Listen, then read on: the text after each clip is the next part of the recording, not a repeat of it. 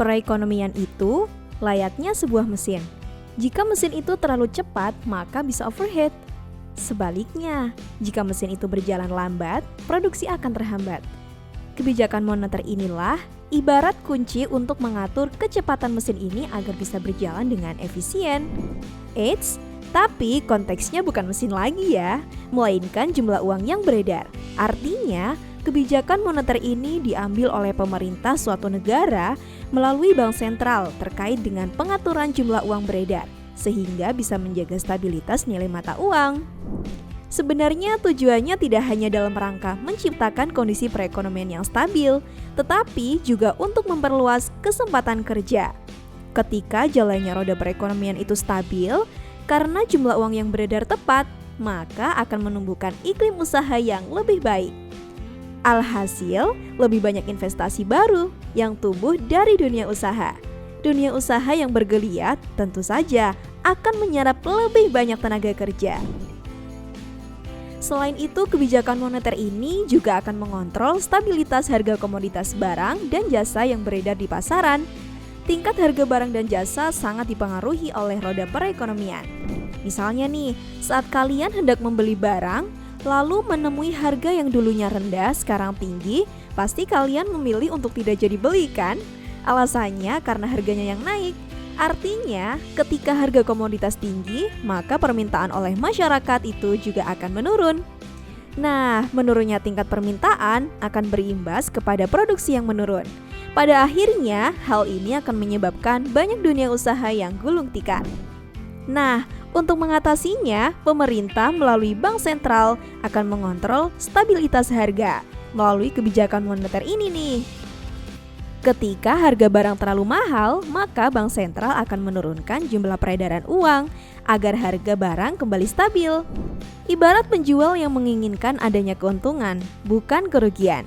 Begitu juga sebuah negara yang tentu saja mengharapkan agar neraca perdagangannya surplus, yang artinya nilai ekspornya itu lebih besar dibanding dengan nilai impor. Jika surplus, maka negara tersebut akan memperoleh lebih banyak pendapatan. Instrumen kebijakan moneter ternyata juga berguna ya untuk memperbaiki kondisi neraca pembayaran dan neraca perdagangan. Nah, inilah fungsi daripada kebijakan moneter. Yap, devaluasi nilai mata uang, di mana nilai mata uang dalam negeri diturunkan terhadap mata uang asing. Kebijakan devaluasi nilai mata uang akan membuat harga komoditas dalam negeri semakin murah apabila dibeli memakai valuta asing. Harga barang dalam negeri yang semakin murah akan meningkatkan nilai ekspor. Adapun nilai ekspor yang meningkat akan membuat neraca perdagangan serta neraca pembayaran surplus. Oh iya, ada dua jenis kebijakan moneter, ekspansif dan kontraktif. Adapun kebijakan ekspansif itu dikenal dengan kebijakan uang longgar atau easy money policy yang dilakukan untuk meningkatkan pertumbuhan ekonomi dengan meningkatkan jumlah uang yang beredar. Ada banyak cara yang bisa digunakan seperti menurunkan tingkat suku bunga. Jadi kalau kita mau meminjam uang di bank, bunganya jadi lebih murah. Nah, kalau bunganya murah, otomatis orang-orang jadi lebih semangat untuk meminjam dan menggunakan uang itu misalnya untuk konsumsi atau investasi. Selanjutnya dengan membeli surat berharga pemerintah. Ini artinya Bank Indonesia membeli surat berharga yang dimiliki pemerintah. Uang yang digunakan untuk membeli surat berharga ini akan masuk ke dalam sistem perbankan dan bisa dipinjamkan kepada masyarakat. Bank-bank juga diwajibkan untuk menyimpan sebagian dari uang nasabah sebagai cadangan. Nah, kalau cadangan wajib minimum ini diturunkan, bank-bank akan punya lebih banyak uang untuk dipinjamkan. Terakhir, kebijakan kredit longgar yang memungkinkan bank-bank lebih mudah memberikan kredit kepada masyarakat. Kebijakan ini termasuk bagian dari kebijakan ekspansif yang bertujuan memberikan dorongan tambahan bagi perekonomian.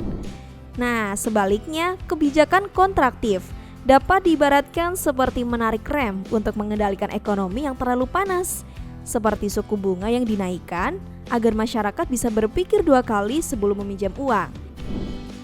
Selain itu, Bank Indonesia juga akan menjual surat berharga yang dimilikinya.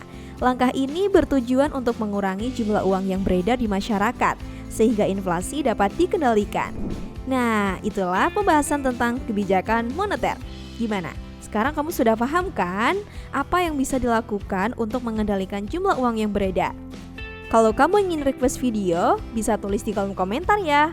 Thank you, semoga bermanfaat dan sampai jumpa.